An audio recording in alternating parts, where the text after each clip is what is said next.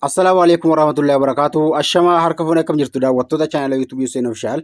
TikTok irraa waan faayidaa guddaa qabu tokko isin agarsiisaa jiru. Appii TikTok irraa gaa wantoota haarawaa ba'an kan namni baay'ee itti fayyadamaa hin jirre akkasuma haala kamiin akka itti fayyadamtan isin agarsiisaa jiru. Appii TikTok irraa mallattoolee asirra jiran kana haala kamiin akka TikTok keessan jala kaawwachuu dandeessan waan barbaaddan yoo barbaaddan YouTube yoo barbaaddan Facebook yoo barbaaddan TikTok biraa yoo qabaattan akkasuma WhatsApp illee waan feetan akkaawuntii biraa dalga kana naqu footoo keessa illee yoo barbaaddan haala kamiin akka asirra kaawuu dandeessan profaayilii TikTok keessanii akkaawuntii TikTok keessanii kan fayyadamaa jirtan jala akkasuma haala kamiin akka mallattoolee barbaaddan dalga kana kaawwachuu dandeessan isin agarsiisaa jiru. Tokkoffaatti dalga kana hanga barbaaddan kaawwachuu haala kamiin akka dandeessan isin agarsiisaa jira. Inni lammaffaan isin agarsiisu mallattoo asirra jirtu kun haala kamiin asirra dhuftee akkamitti barreeffannaa haala kamiin asirra fiduu dandeenya isa jedhu kan namni baay'een kireet godhatee itti fayyadamaa jiru haala kamiin akka kireet godhatanis illee itti fayyadamuu dandeessanu faayidaa guddaa qaba. Kun dafaatii akkaawuntii TikTok keessa irratti godhatanii haala kamiin akka barreeffachuu dandeessan. Kun faayidaan isaa fakkeenyaaf asirra yeroo gattu namni biraa profaayilii keessan jala akka gruuppiitti jechuudha. Fakkeenyaaf akka gruuppii kun akka gruuppiitti kireet godhattu jechuudha. Kana yoo kireet godhattan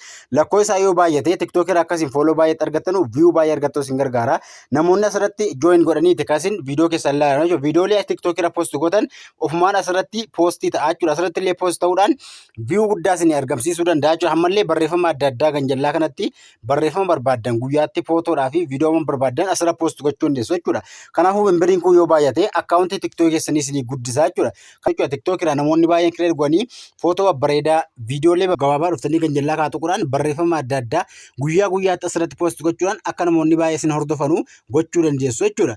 Akka namoonni baay'ee isin hordofan gochuu dandeessu jechuudha. Kana haala kamiin akka kireet godhatan amma kan isin barsiisu isin agarsiisa. Viidiyoo kana keessatti namoonni haarawaa taatan chaanalii YouTube kana subscribe gochuudhaan YouTube kana subscribe godhaa. Subscribe yeroo gootan mallattoo notification yeroo an viidiyoo post godhe nama hundarra akka isin bira ga'uuf ol ka jettu gubbaa kaa'uu hin dagatinaa. Akkasuma viidiyoolee barnootaa hedduu jala gadhiisan jira. Bakka viidiyoo jala kaawwachuudhaan viidiyoo bilbilaa wal qabate akka TikTok Facebookidhaan wal qabate hedduu jala gadhiisan jira. Jala galaa irraa baradhaa jalaa isin jira. Akkasuma subscribe gochuudhaan viidiyoon kun akka namoota hedduu bira ga'u laayikii tuquudhaan guruppii adda addaatti share godhaa isin jira. Gaaffii illee waan isin hin galle bifa viidiyoo YouTube TikTok Facebook irraa viidiyoo jatti gaafadha. Kanagaa haala kamiin akka kireet gochuu dandeessanu isin agarsiisa. Appii TikTok irra ni seentu jechuudha.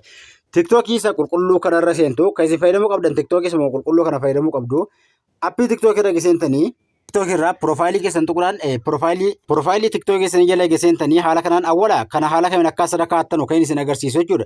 TikTok profaayilii keessan jala seentanii kana asirra kaa'achuudhaaf yoo mallattoo idoon kun asirra hin jirre mallattoo idoon kun yoo asirra hin jirre maal gootu amma kan kaa'adheen jira. Isin mallattoo idoon yoo asirra hin jirre gubbaa mallattoo idoo kaa tuquudha yeroo takka TikTok irraa mallattoo idoo kana eega tuqxanii bilbila keessan keessaa suuraa takka poost gootu jechuudha. Suuraa screenshot godhatanii waan akka fakkeenyaaf poost gootu jechuudha. Irra gattuqxo poost gochuudhaaf yeroo irra gattuqxan kan jallaa kaatti your story bakka yeroo kaa tuquudhaan story irratti sheerii gootu. TikTok story keessan irratti keessin sheerii gochuu qabdan jechuudha. TikTok story eega sheerii gootanii deebitanii profaayilii keessanitti ni deebitu jechuudha. Akkaawuntii keessan keessa eega seentanii haala kanaas ni banaa. Hamma immoo haala kamuu maal gootu gubbaa gattuqxo profaayiluma keessan gubbaa yeroo tuqxan story post gootanii kaatan isinii baasaa jechuudha. Asirratti waan amma post gootanii kaatan isin agarsiisaa jechuudha. Ganjallaa kanatti mallattoon kun ni mul'atti. Mallattoo kaa tuqaa sadii yookaan mallattoo keessa erga tuquudhaan ganjallaa kaa dhuftanii mallattootti kaara yeroo isaa gattuqxo jechuudha. Mallattoo isii kanarraa eega tuqxanii mallattoo sanarraa mallattoo dhiima isii hemmarraa eega tuqxanii ida'oota isinii ba'a. Yoo kun hin jiraanne kan keessan ida'uu ba'a yookaan immoo akka haarawatti ida'uun qofati isinii ba'a. Yoo ida'uun qofatiin ba'ee mallattoo ida'uu tuquudhaan asirratti waan barbaaddan jettu yookaan fooloo godhatanii ni barreeffattu jechuudha. Suuraa hamma poost gootan ofii isaatiif isinii maxxansaa jechuudha. Yookaan akka namni fooloo godhu barbaaddan yoo fooloo ta'e fooloo meettee barreeffattu yookaan fooloo godhatanii yookaan immoo subscribe godhatanii yoo profaayilii YouTube ta'e ni barreeffattu. Suuraa keessan ta'e waan barbaaddan kaa'uu danda'ama. Asirratti waan akka rakkinas akka illee hin qabu. Kun akkaawuntii keessaniif illee waan akkaawuntiin rakkoo sirraan ga'u jiru baay'ee bareedaadha. Ilaaluu dandeessu yookaan din jettanii duuba deebuu dandeessu yookaan immoo suuraa kana ilaaluu dandeessu jechuudha. Kanaafuu hamma maal gootu deebitanii amma suuraan kun dhufee asirra galaa jechuudha. Haala kanaan asirratti ni bahaa jechuudha. Yoo barbaaddan amma kana takka haqee isin agarsiisa. Takka irra gattuquudhaan kana duraan kaa'ee waan jiruu fi tokko kana irra gattuquudhaan dileetii barbaaddan haala amma isin agarsiisa kanaan irra gattuquudhaan dileetii gochuu waan barbaadan amma asirra tuquudhaan dileetii tokko waan godhee jiruuf haqee isin waan barbaadan mallattoo ida'uu tuquudhaan ammallee eega ida'uu tuqxanii haala kana yeroo isin baasee profaayilii keessaa waan barbaadan stooriirra waan poost gootan waan story keessa irra post gootan takka fudhatanii achirra maxxansuu dandeessu jechuudha. Kana booda hanga 5 fayyadamuu dandeessu. Dalga kanatti Sana booda haala kanaan itti fayyadamuu dandeessu. Inni kabraa kana haala kamiin akka kireet gootan keessi agarsiisu. Fakkeenyaaf asirratti kireet gochuudhaaf kun asirratti inboordii kana yookaan immoo boordii kana kireet gochuudhaaf ganjallaa kana bakka inboksiitti keessi irraan seentan. Inboksii bakka miiseejiin taa'u tiktookii irraa bakka miiseejiin namoonni akkasuma tiktookii irratti laayikii meeqa fooloo meeqa akka argattan itti ilaaltan asirratti inboksii kana keessi kireetii gochuu qabdan jechuudha. Fooloorsii hedduu akka argattanu viidiyoon keessan akka namoota hedduu bira gosin gargaara. Amma an kireet godheen jira garuu isin agarsiisuudhaaf tokko haala kamiin asirraa haala kamiin keessi kireetii gochuu dandeessanu akka inni piroofaayilii jalatti bahu gochuudhaaf asirra eegseentanii mallattoo ida'uu gubbaa jirtu kaanii tuqxu jechuudha. Mallattoo ida'uu harka mirga harka bitaa gubbaa kana jirtu jechuudha kireetii gochuudhaaf. Mallattoo ida'uu yeroo tuqxan gurup chaatii fi bulletin board bakkeetti godhe isinii baatee jechuudha barreeffamni lama. Kanaafuu isin guruppii barbaaddan guruppii uumachuu dandeessu. Guruppii akkuma interneti akkuma tiktookii irraallee guruppii uumachuu dandeessu barbaaddan. Akkasuma yommuu sana iftan asirratti isa ganjallaa kana barreeffachuu qabdu. Irra gadtuqxu barreeffachuudhaaf fakkeenyaaf asirrattan waan kanaan dura tokko taa'e yookaan immoo tokko banee jiruu fi baninaan jedhaan jiru akkasuma waan kanaan dura banee jiruuf anaaf kireet godhnaan jaan jiru. Si yeroo kireetii gochuu jettan irra gadtuqxan maqaanuma isin gaafata waan akkasiin tursiisu. Yeroo irra gadtuqxanii maqaa boordii kana akkasuma akka piroofaayilii gubbaarratti akka mul'atu maqaa isin gaafata jechuudha. Maqaa isin gaafata yeroo irra gadtuqxan maqaa isin gaafata maqaa keessan awwaalatti barreessuu maqaa barbaaddan barreessuu dandeessu. Yoo barbaaddan asirratti piroofaayilii tuquudhaan mallattoo kana cheenji imeejii kanaa yoo barbaaddan piroofaayilii kabraa tiktookii irraa ta'uu yookaan immoo gaalarii keessaa fuutanii irra kaa'achuu dandeessu jechuudha. Yookaan immoo piroofaayilii tiktookii illee irra kaa'achuu dandeessu. Maqaa eega barreessanii diskiripshinii kun akkasuma waan boordii sana jalatti mul'atu boordi neemiidha. Waan boordi neemii jalatti mul'atu barreessedha. Waan barbaaddan barreessuu dandeessu.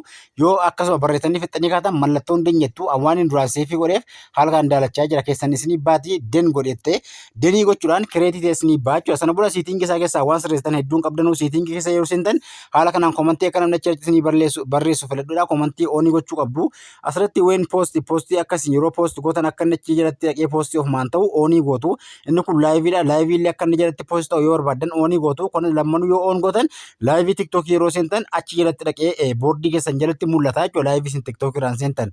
Kanaafuu kireetii haala salphaa ta'een gootu. Asirratti boordii keessan jala waan poosti gootan akka namoonni biraa daawuloodii godhatan viidiyoodhaan wal qabatee footoodhaan wal qabatee waan boordii sana jala poosti gootan akka namoonni daawuloodii godhatan yoo barbaaddan oonii gootu. Yoo isin oonii gootan boordii keessan dudduubatti deebi'uudhaan wantoota boordii amma kiree gootan kana jala waan poosti gootan footoo bareedaa viidiyoo bareedaa gaggabaabaa waan barbaaddan poosti gochuu dandeessu. Barreeffamoota diizaayinii barbaaddaniin ajjatti barreessuu dandeessu poosti gochuu dandeessu jechuudha. Asirratti mallattoo kana tuquudhaan gaalarii keessaa suuraa barbaaddan fudhattanii fiddanii asirra poosti gochuu dandeessu jechuudha. Wantoota isin asirra poosti gootan akka namoonni daawuloodii godhatan yoo barbaaddan siitiin gammaa yoo oon gootan namoonni akkasuma wantoota isin jala poosti gootan irra gadtuqanii ilaaluudhaan daawuloodii godhachuu danda'u jechuudha. Kana malees ammallee membirii isaa lakkoofsa baay'ifachuudhaan akkaawuntii tiktookii keessanii akka inni fooloo guddaa viyuu guddaa argatu isin gargaara jechuudha. Lakkoofsa kana baay'ifachuu dandeessu.